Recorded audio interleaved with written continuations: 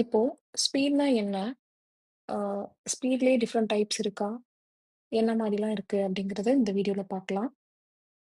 First of all ஸ்பீட்னா என்னன்னு பார்த்தோம். Speed shows you how fast an object moves அப்படின்னு இன்னொரு வீடியோல பார்த்திருந்தோம். அதே ஃபார்முலால எப்படி சொல்லலாம்? ஹவ் ஃபாஸ்ட்ங்கிறது எவ்வளோ நேரத்துல எவ்வளோ தூரம் போயிருக்கு அப்படிங்கிறது தானே மீன் பண்ணுது. ஸோ ஸ்பீடோட டெஃபினிஷன ஃபார்முலாவா எப்படி எழுதுறது? Speed is equal to distance by time. Distance ஓட எஸ்ஐ யூனிட் என்ன? மீட்டர். அண்ட் டைம் ஓட SI unit seconds. So SI unit of speed is metre per second. நம்ம ஏற்கனவே டிஸ்கஸ் பண்ண மாதிரி ஸ்பீடோட எஸ்ஐ யூனிட் வந்து metre per second and it is a scalar quantity. இப்போ டைப்ஸ் ஆஃப் ஸ்பீடா இதுல எத்தனை விதம் இருக்கு அப்படிலாம் பார்க்கலாம். ஒண்ணுமே இல்லை, ரொம்ப சிம்பிள் தான்.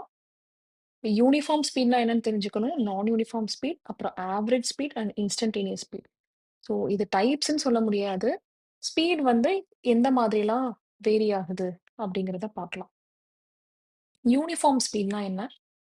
இப்போ ஒரு ஆப்ஜெக்ட் ஈக்குவல் டிஸ்டன்ஸை ஈக்குவல் இன்டர்வல் ஆஃப் டைம்ல கவர் பண்ணுச்சுன்னா அதை we call it as uniform speed.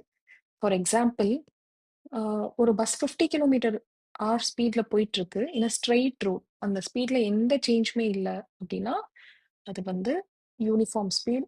In uniform speed the speed value is constant. இதே இது ஒரு டிராஃபிக் இருக்கக்கூடிய ரோட்ல அதே பஸ் மூவ் ஆயிட்டு இருக்கு அப்படின்னா, அப்போ ஸ்லோவாகும், இல்ல ஃபாஸ்ட் ஆகும் according to the traffic. So அந்த மாதிரி ஸ்பீடு சேஞ்ச் ஆகுது இல்லையா? ஸ்பீட் வேரி ஆகுது.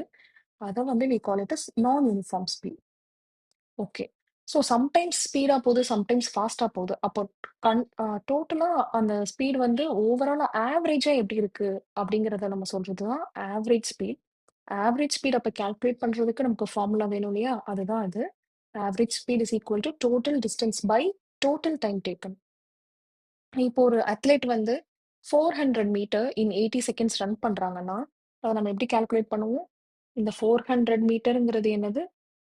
டோட்டல் டிஸ்டன்ஸ் கவர்ட் அண்ட் 80 செகண்ட்ஸ்ங்கிறது வந்து டோட்டல் டைம்.